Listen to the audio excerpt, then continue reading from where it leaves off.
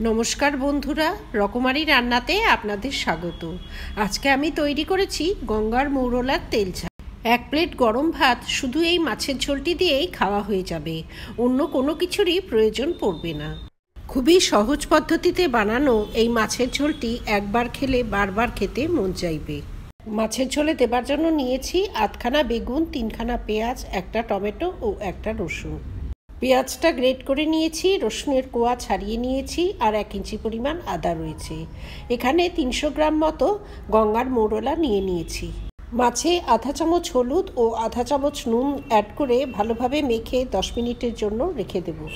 গ্যাসে কড়াই বসিয়ে দিয়ে দিলাম পর্যাপ্ত পরিমাণে সর্ষের তেল। তেলটা খুব ভালোভাবে গরম করে নিতে হবে, এতে সর্ষের তেলের কাঁচা গন্ধটা চলে যাবে। এরপর এতে মাছগুলো অ্যাড করে দিলাম। তেলটা খুব ভালোভাবে গরম করে নেওয়াতে মাছগুলো কড়াইতে আটকে যাবে না। গ্যাসের ফ্লেম হাই করে দিয়ে হাই হিটে মাছগুলোকে কিছুক্ষণ ভেজে নেব। একবারে সমস্ত মাছ ভাজা যাবে না, তাহলে মাছগুলো ভেঙে যেতে পারে। বারে বারে 2-3 ব্যাচে সমস্ত মাছ অল্প অল্প করে দিয়ে ভেজে তুলে নিতে হবে। এইভাবে মাছগুলোকে হালকা লালচে করে ভেজে একটা থালায় তুলে নিলাম। মাছ ভেজে তুলে নেওয়ার পর কড়াইতে আরও খানিকটা তেল অ্যাড করে দিলাম। এতে দিয়ে দিলাম 2টো শুকনো লঙ্কা ও আধা চামচ কালো জিরে। ফোড়নটা একটু ভাজা হলে এতে গ্রেট করা পেঁয়াজটা অ্যাড করে দিলাম। হাই হিটে পেঁয়াজের কাঁচা গন্ধ চলে যাওয়া অবধি কিছুটা সময় ভেজে নিতে হবে। এখানে একটা টমেটো বড় বড় টুকরো করে কেটে নিয়েছি, আছে 4টে শুকনো লঙ্কা, 2টো কাঁচা লঙ্কা, 1 ইঞ্চি পরিমাণ আদা, 1 মুঠো রসুন আর ধনেপাতা। মিক্সি জার নিয়ে এতে শুকনো লঙ্কা, রসুন, আদা সমস্ত কিছু অ্যাড করে দিলাম। এতে 1 চামচ জিরে, 1 চামচ ধনে ও সামান্য একটু জল দিয়ে একটা কাঁচা লঙ্কা দিয়ে একটা পেস্ট বানিয়ে নেব। এবারে এই বাটা মশলাটা কষানো পেঁয়াজের মধ্যে ঢেলে দিলাম। আমি ধনে জিরে বেটে ব্যবহার করেছি, তবে বাটা মশলার বদলে গুঁড়ো মশলা অবশ্যই ব্যবহার করা যেতে পারে। এতে আধা চামচ কাশ্মীরি লঙ্কা গুঁড়ো ও আধা চামচ হলুদ অ্যাড করে মিক্সি জার ধুয়ে খানিকটা জল অ্যাড করে দিলাম। এতে মশলাগুলো পুড়ে যাবে না। এবারে গ্যাসের ফ্লেম হাই করে দিয়ে হাই ফ্লেমে মশলাটা কিছুক্ষণ কষিয়ে নেব।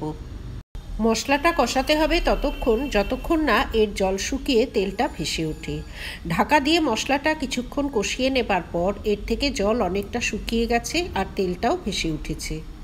এ সময় টুকরো করে কেটে রাখা টমেটোটা অ্যাড করে দিলাম।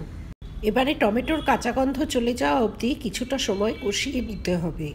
মাছের ঝোলে দেবার জন্য 8খানা বেগুনটা লম্বা লম্বা করে কেটে নিয়েছি।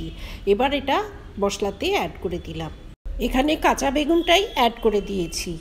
চাইলে বেগুনটা ভেজেও অ্যাড করা যেতে পারে, তবে সেক্ষেত্রে তেলটা আরও বেশি পরিমাণে লাগতো। আধা চামচ মতো নুন অ্যাড করে দিয়ে মশলার সঙ্গে বেগুনটা বেশ কিছুক্ষণ কষিয়ে নেব। বেগুনটা যাতে ভালোভাবে সেদ্ধ হয় সেজন্য ঢাকা দিয়ে কিছুক্ষণ ভাপিয়ে নেব। ঢাকা দিয়ে কিছুক্ষণ ভাপিয়ে নেবার পর মশলা থেকে কিছুটা তেল ছেড়ে এসছে আর বেগুনটাও প্রায় 50% সেদ্ধ হয়ে গেছে। এবারে গ্রেভির জন্য অ্যাড করে দিলাম গরম জল। এখানে প্রায় 2 গ্লাস মতো জল অ্যাড করে দিয়েছি। ঝোলটা নিজেদের পছন্দ অনুযায়ী দিতে হবে, যে যেমন ঝোল পছন্দ করেন। এই মাছের ঝোলটি একটু পাতলা খেতেই বেশি ভালো লাগে। এবারে গ্যাসের ফ্লেম হাই করে দিয়ে ঢাকা দিয়ে গ্রেভিটা কিছুক্ষণ ফুটিয়ে নেব। বন্ধুরা, ক্যামেরা বন্ধ হয়ে যাবার দরুন গ্রেভিতে মাছ অ্যাড করার দৃশ্যটি বাদ চলে গেছে, তার জন্য দুঃখিত। গ্রেভিতে মাছ অ্যাড করার পর আর খুব বেশি সময় ফোটাবো না। এতে সামান্য একটু ধনেপাতা কুচি ছড়িয়ে দিয়ে গ্যাসের নবটা বন্ধ করে দিলাম। এভাবে ফ্রেশ ধনেপাতা কুচি অ্যাড করায় মাছের ঝোলের স্বাদ অনেকখানি বেড়ে যাবে। বাচ্চারা সবজি খেতে না চাইলে এইভাবে বেগুন দিয়ে মাছের ঝোল বানিয়ে তাদের খাওয়ানো যেতে পারে। আমার এই রেসিপি যদি ভালো লাগে তবে ভিডিওটিতে লাইক করবেন, শেয়ার করবেন। ভবিষ্যতে আরও রেসিপির জন্য আমার চ্যানেলটি সাবস্ক্রাইব করার অনুরোধ রইল।